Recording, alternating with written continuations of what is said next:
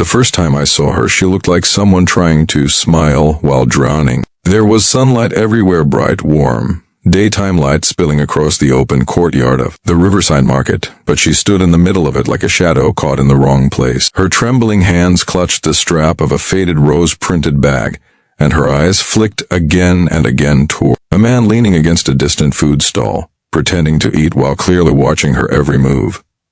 I didn't know her name then. I didn't know her story. All I knew was this: she needed help, and no one else was seeing it. If you believe in kindness, humanity, and second chances, then please like, comment, share, and subscribe to Kindness Chronicles right now. It helps stories like this reach more hearts. I had come to the market that day to clear my head after losing my job. My name is Rian Mercer, and life had been punching me in the gut for months. Late rent, broken friendships, a dream slipping through my fingers. I was trying to hold my pieces together quietly, without making a scene. But fate never asks for permission before rewriting your day. Sometimes it just drops a stranger into your path, a stranger like Ariel Rowan, the girl who would turn my life upside down. As I browsed through a stall of second-hand books, I saw movement from the corner of my eye. Ariel, taking a step toward me, as if deciding in one desperate moment that even a stranger was safer than the man tracking her. She looked around 24, her brown hair tied in a loose ponytail, her clothes simple but clean, like someone trying to live small to avoid being noticed. But someone was noticing her, and that's why fear clung to her like smoke. She approached me with a half-forced smile that didn't match the panic in her voice. She whispered so softly I almost didn't hear it. "Please, can you dance with me? He's watching. It's the only way I can make him back off." A dance? In the middle of a crowded, sunlit marketplace? Before I could answer, she added breathlessly, "I'll reward you with a kiss if you help." It wasn't flirting. It wasn't mischief. It was desperation disguised as charm. I looked at her, then at the man pretending to browse near a fruit stall. I understood instantly. A kiss wasn't a reward, it was camouflage. A way to make the man think she wasn't alone. So I told her the truth. "That reward's too small." Her eyes widened. She must have thought I was refusing or bargaining for something worse. But I shook my head and gently set down the book I'd been holding.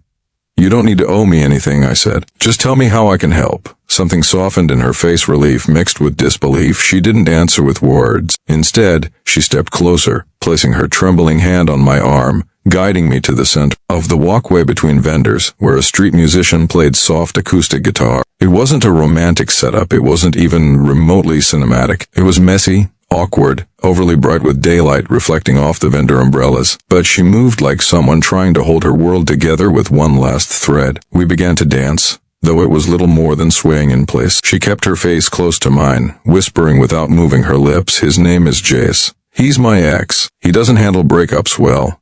I left him 2 months ago. He's been following me ever since." I nodded slowly, pretending to enjoy the soft daytime tune.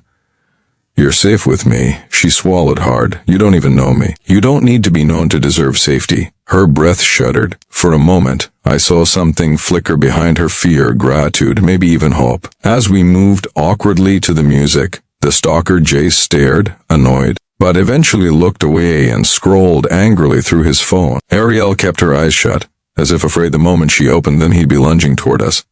But he didn't. And when the musician switched to another melody, she whispered, "Thank you, really."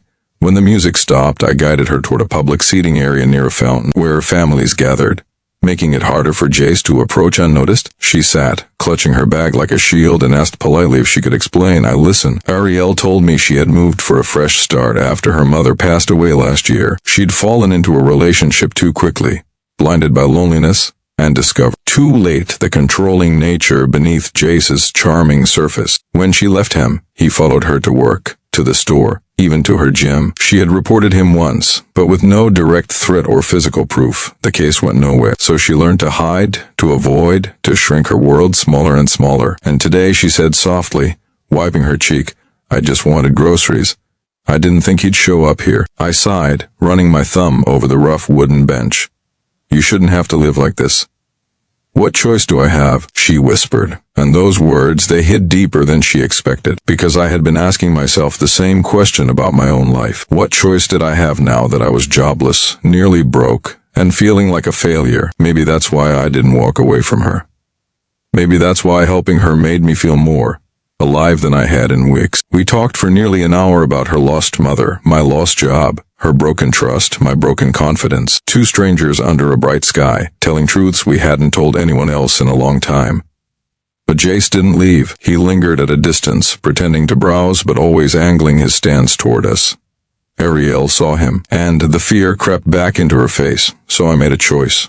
A reckless, maybe foolish choice, but a necessary one. Let's go to the security office, I said. They can't ignore this. If he follows us there. She hesitated. What if he gets angry? Then I'll stand between you and him. Her lips trembled. Why? Because sometimes the world only changes when someone decides to stop running. She exhaled shakily, then nodded. We walked through the market, making it obvious we were heading toward the complex's main office building. Jace followed, too closely. People watched him now, whispers rising, vendors narrowing their eyes at the tension forming in the daylight air. When we reached the front of the office, he finally snapped, stepping forward angrily. Before we reach the ending, I want to ask you something from the heart. If this story touched you, even a little, please like, comment, share, and subscribe to Kindness Chronicles. Your support helps these stories reach others who may need hope today. Special request. Comment kindness is strength if you believe every small act of courage can change someone's life. That day in the marketplace, Ariel thought the reward she offered, a kiss, was something valuable enough to ask a stranger for help. She didn't realize the truth. Her safety, her confidence, her voice. Those were rewards far greater than anything she could have promised. And maybe, just maybe, my reward was rediscovering the person I didn't know I had lost.